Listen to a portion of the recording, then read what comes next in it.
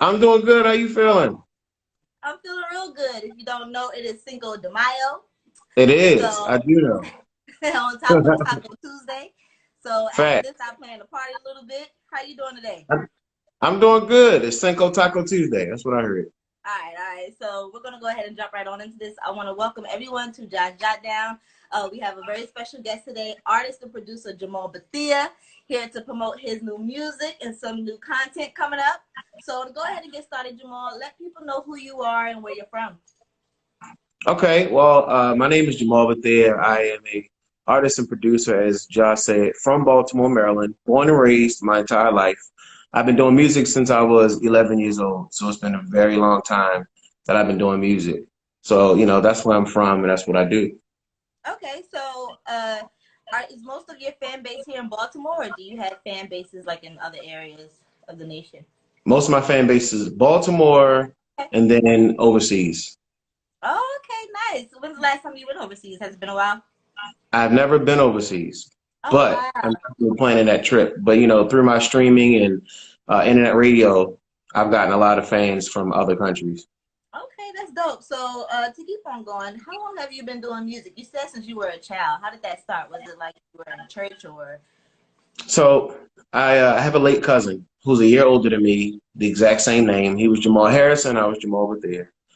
I'm a pastor's kid, so growing up, I couldn't watch BT and things like that. So he would always watch it because he was allowed to. He was a lot closer, to the streets. Mhm. So, one day, me, him, and my sister are chilling. We're old enough that it's just us home, and he's watching BT. And I'm at the time, I'm like, oh my God, this is devil's music. Cut this off, like all this stuff. And he's like, what's wrong with you? Anyway, so he writes down this verse, and it was Method Man's verse to the Wu-Tang song Triumph. Oh, okay. You know what I mean? That famously starts off Obama, Tom McGlee, Socrates, that song. So Yeah. I'm reading Method Man's verse as the world turns, I spread like germs, all these other things. I'm like, what the heck is he talking about? You Right, know right, what I right. mean? I don't know what this is. I didn't understand the metaphoric nature. But I was like, the allure pulled me in. So every day after that, I started sneaking to watch BT and waiting until I heard that song, then I would cut it off so it wouldn't get caught. And so it slowly turned into an obsession, and I started writing my own songs. And, God bless my late cousin's soul. I remember reading my first rap I wrote, and it sucked horribly, but he hyped me up so much. He hyped me up so, that was fire. Oh my God. I knew Oh, it was that's great. terrible. I knew, but it Yeah, felt good. Like, yeah. for real? All right, let me keep writing. So that's really the reason I rap. And I think over the years, even though being in my 30s and haven't quite gone national yet, I felt like I just couldn't quit. Yeah, yeah. Well, that's a good thing. Obviously, it shows that it's a passion of yours and a gift for it to pull at you the way it did. You know, if things Yeah, don't pull at you to do it, then I wouldn't suggest you do it. So it's kind of dope that you absolutely. followed that mind and that Yeah, craving for it. I You know, appreciate that. no problem. If you were to say who would be your greatest hip hop inspiration or your greatest hip hop rap artist that you like, My favorite hip hop artist is Jay-Z. Jay Z. Okay, Yeah, that's Jay-Z. well, he's your favorite rapper's favorite rapper. He is. He really is, man. Like from Yeah. his lyricism to his business mindset, no one looked to me that combined, maybe just pure lyricism, not maybe, but everything he's meant to hip hop, he's the best. Yeah. The first person I related to was probably Nas. As far Right. as like when I first started, I was trying to figure out what style I wanted to go with, Right. how I wanted to sound. I would rap Mhm. like this guy, I would rap like that guy. And then Nas was the first person I gravitated to, being very, highly intellectual. Some of the stuff he would talk about, separate from the street stuff, I was like, I can do that, you Yeah. know. So Okay. Well, yeah. That's pretty much everyone's favorite rapper. He is still relevant. You know, still he's still relevant. busting out and he's still inspiring the newcomers as far as rap and hip hop is concerned too. So that's a good Yeah, one. Yep. So absolutely. to go ahead and move forward in this whole quarantine coronavirus thing, I know you have been affected like all the rest of us, but is it something special specifically for music artists? Because Hmm. most of your way of income with touring or shows or performances have been completely obsolete at this Stop. point Right. right now. Right, and right now we don't really know when these clubs or venues are going to open back up for you to keep doing your craft. Right. So, how has the coronavirus and this quarantine affected you personally outside of the music? I saw that your mother's birthday was this past weekend. Were you able to It spend time was. with Thank her? you. No Yeah. problem. Happy birthday, mom. Yeah. Thank you. Yeah. Yeah, we spent time, you know, it was 80 something degrees Sunday, so we sat out, Yeah. grilled. I had a 90s playlist I played, you know, we ate some food. They ate some crabs. And you don't Um, like crabs? What? Are you from the DMV? That's crazy. That's a I first. That's am, I a am. I am. My forehead all shiny. I'm sorry. No, but yeah. No, we had a ball though. We really had a ball for my mom's birthday. But Corona has been a blessing. And I say this just from my standpoint, of course, because it's 2.4 million people have died worldwide because of it. right. So it's not a blessing overall. But I have been able to get a lot of rest that I traditionally don't. Right. You know, being a creative that I found out I don't honestly sleep well all the time. I get less than 4 hours probably every night, just up thinking and jogging. So I've been able to sleep longer and just, so it's been peaceful because I took it that way. You know, my daughter is with her mom. You know, I work with the public because, you know, my job is closed, but I work at a food pantry. So I'm Right. still around the public. So I told my daughter, mom, to keep my daughter. So I haven't seen her physically in 2 months. I FaceTimed her. She called me at 2:26 a.m. last night. I'm like, why are you woke? Girl, go to sleep. Like She had this, an interview today. She must yeah, have been like girl, I need my beauty rush. You don't know, look. I know that's right. But so it's been really nice though. It's just been a lot of rest, you know, a lot of music. I'm working on a double disc for this year, actually. Really? Yes, we're Is on a it double both of disc. them? Are both of them gonna be rap, or is one gonna be like when you sing a little bit? You know how some rappers want to sing in. Well, you know, I'm sing a little bit. You know what I'm Okay, saying? all right. But it's so the way the album is going to be called Duplexity, and I it's like going to be side A and side B. Side it. A will be New York, East Coast Okay. sound for the people who miss that sound, and side B will be nowadays trap. I do sing, but it's singing is my tertiary skill. That's what I always call it. So Okay. it's rapping, producing, singing, or producing, rapping, singing, either one. But it'll be some singing on there. It'll be more sing rapping. So I'm Okay. excited because it'll be the other part of Duplexity is the East Coast side is a lot more probably inspirational than the B side will be. Yeah. The Yeah. B side will be a little more heathenesque. Right. Right. Because But everyone knows that old school hip hop sound like Wu Tang and Method Man or Styles P, that kind of gangster hip hop.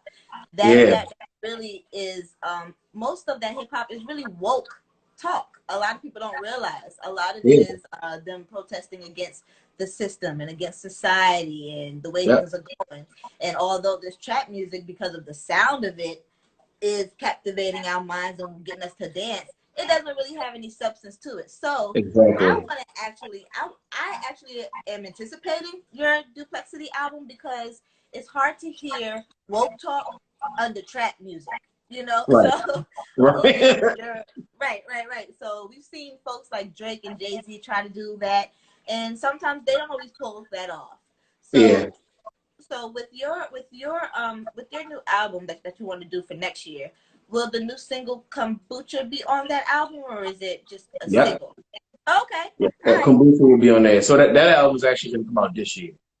all right. So we're not gonna get into that yet. So I just want to talk to you Yeah, real quick one last thing about this whole Corona thing. Do you absolutely. think do you think that we should open the country back up and open these venues with the risk of coronavirus still out there, or do you think we should still remain shut? I think we should still remain shut. Mm-hmm. As much as I would love to be outside right now. I mean, I'm at the studio, so clearly not home, but it's just me, as you Right, see. right. But um, Working. right, absolutely. You know what I mean? I think that for safety purposes, we have to leave it closed for at least a little while longer. Yeah. You know what I mean? I think that Corona has also shown us maybe there's some things we weren't doing that we should be. You know, I think a Yeah. lot of people, like a friend of mine put a status up, and he was like, it took coronavirus for y'all to wash your hands. Like, there are a Right. lot of things, a lot of nasty things people do. And I'm like, you shouldn't have started doing that when this started.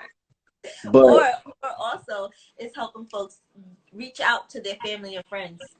yeah, People are staying in touch, and folks are starting to really have a little bit more compassion because some folks, this is hitting really home for them.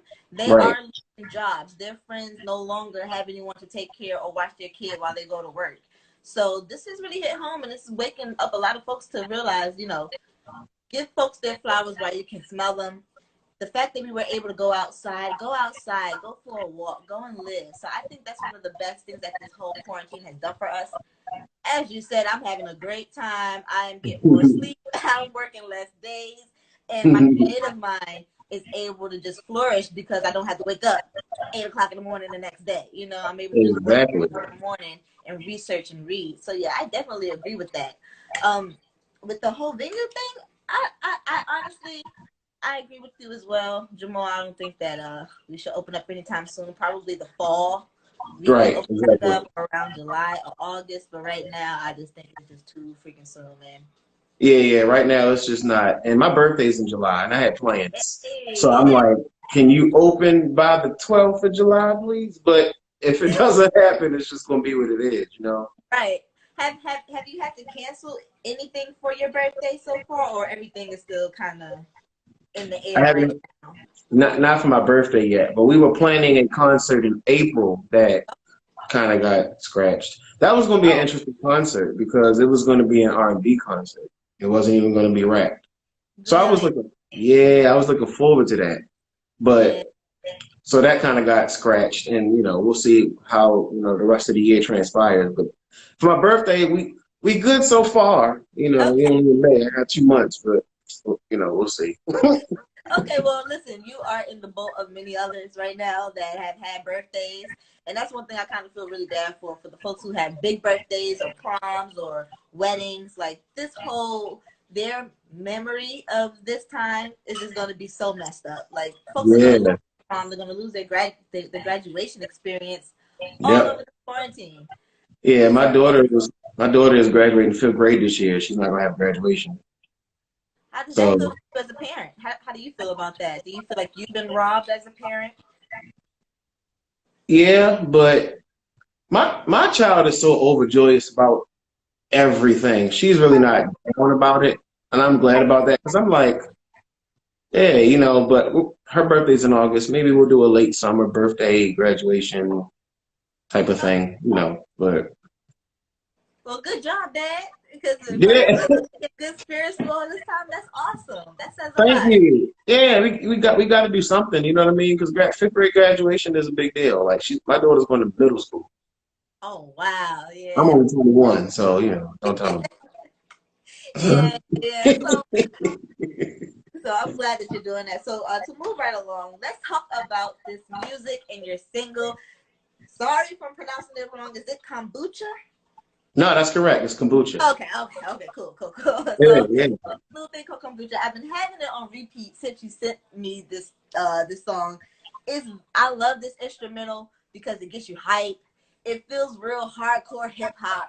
And what it talks yeah. about is just beautiful. So go ahead and elaborate. What inspired you for this song? What's the tea with this? Well, first of all, I made that beat, so thank you. Oh, you did. Yeah, Nice. Oh, yeah. that's what's up. That's And what's I sang the hook, by the way. up. Nice. That's me all over that song. But what Dope. inspired kombucha? Uh, like I said, my mom's a pastor, so I rapped in church for probably 10 years, Mhm. and I had a lot of people. I always felt this, and me and my one of my closest friends were talking yesterday in the studio actually, and she was just saying, why do people section you off? Like you have to do this or you have to do that. If it's not directly about Jesus, then you can't make the music because it's about the devil. We were just having this conversation. Mhm. And I always struggled with that. And then eventually I was like, you know what? No more struggle. I'm going to make real, everyday, raw music. Right. That's just what it is. So that's what I do. But with kombucha, people used to always say to me, they would be 30, 35, 40, 45 years old. These are some of the people that watched hip hop become what it became. They would always tell me, I miss hip hop the way it was, Yeah. but I like your music. And so that said to me, it would be like, well, if they like my music, you know, then maybe there's a demographic here of older people that aren't being served anymore because, you know, everybody ages. Maybe I need to have some music that they'll like. So Kombucha to me was like a bridging of the gap. It was like if you notice on the hook, the roof's on fire, the roof's on fire. That was something they said in the 70s and 80s at parties. We don't need no water, let that mother, like that was what they said. So for me, this was a bridge between the two. I'm gonna make a song that has a 90s type of backdrop, give it an old school piece of the hook, sing rap a little bit. I was like, I'm gonna just kind of see if I can bridge everything together in one song. That's kind of what the direction was. And the title, kombucha is like an organic herb that you can drink, and it's, you know, it's good for you. Yep, tea. Right, you know what I mean? And you know, kids, I don't want green vegetables. They don't taste good. But even sometimes adults still just don't want what's good for them. They want what's good to them. So I looked at it like, well, kombucha is an organic herb you may not like, but you need it. Right. So I looked at this song like, this might not be quite what everybody wants right now, but this song is gonna hit. This is what you need. So that's why I call it kombucha.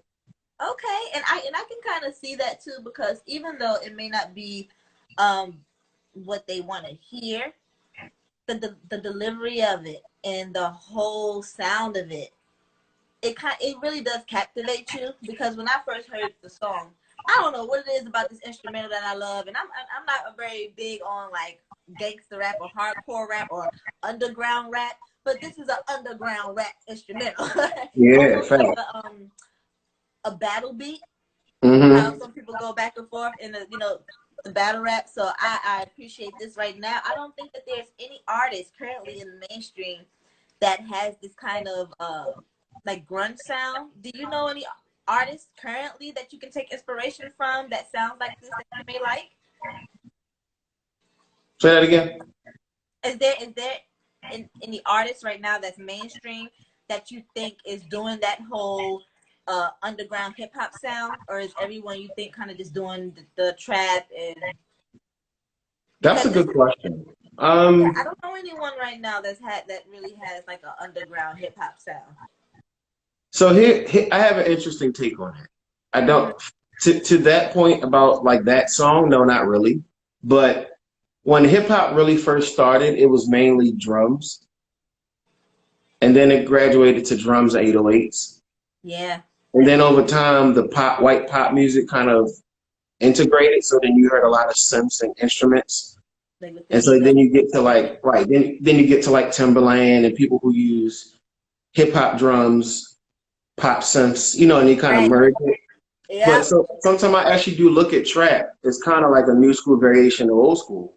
If you think about it, trap is mainly drums and 808. Yeah. So it really is, and if you honestly think about it, like trap doesn't get pop promotion. Yeah. Now stream wise, and you know, because of the internet, a lot of these white people know these trap artists, but you're not hearing you'll hear Drake Hotline playing on a pop radio station. You're not gonna hear, excuse my language, you're not gonna hear Pop My Shit by Moneybagg Yo on the pop station. So it's kind of almost it's like a new age kind of take on hip hop. That's what hip hop was, drums and 808s. Yeah. Oh, well, I've never heard that perspective before. That's an interesting take, because I usually hear folks just say, no, you know, there's no one out right now that does old school hip hop, and for you to kind of relate the current music as far as the instrumentation of it, being as the hip hop and being the origin of the sound being from old school hip hop, that I can actually agree with, and I can actually see that. I know with Drake just came out with a mixtape this past week. And what's your thoughts on that? Because his is kind of going back to that old school hip hop sound with a few of his songs, with him just kind of going hard on the beat, and the beat just being real strong. What do you think? Yeah. Okay. So Drake is probably second to Jay in my personal list. Like, I love Drake. And him becoming a thing made me comfortable to sing and rap. And I'm pretty sure there are a lot of people who did that. Hey, Paulina. I'm pretty sure there are a lot of people who did that but may have felt like, oh, they're gonna think I'm soft if I sing because I'm supposed to be a hardcore rapper. Drake popped off, and it was kind of like, well, it's cool now. Okay, so Drake stylistically really helped hip hop be where it is, even though he's not street. Yeah. But Drake said something. There was a song called 100 by Game in 2016, and Drake was featured on that song. And he said, Oh, yeah. I would have, yeah, you remember that? He said, I would have so many fans if I didn't go pop and I stayed on some conscious shit. I took that one line and I just was like, most of what he drops now is super pop. So this mixtape, there was some songs that he went hard lyrically. Yes, yeah. And then the chorus was absolute trash. And I was just like, ugh. You know, like the song Chicago Freestyle. He went off, he was killing it. And then he took the Eminem Superwoman. I do know one thing, though. I'm like, oh.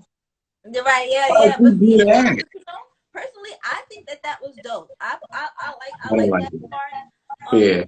Only because for Drake to kind of mimic or steal the flow or steal the verse of a hip hop great, I think that shows his humbleness, in my opinion, because Drake knows he's the best out right now. He's the king of hip hop.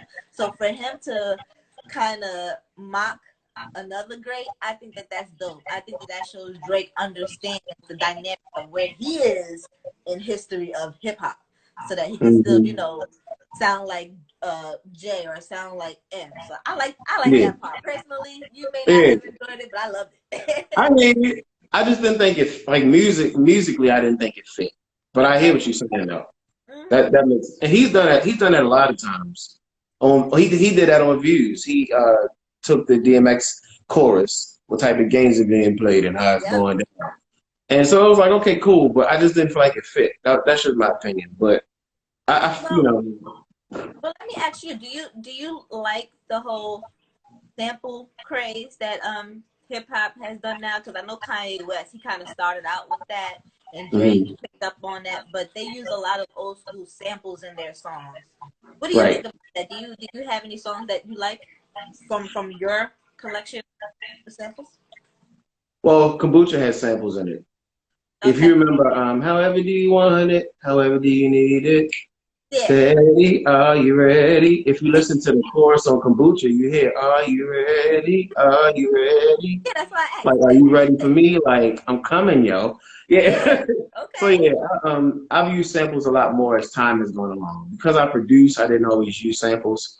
And I've started to work with other producers because the sound is different when I rap to other people's instrumentals. I sound totally different. I was told that several times by close friends. I'm like, let me be wise and listen. Okay. But as far as the sample craze, hip hop started from sampling.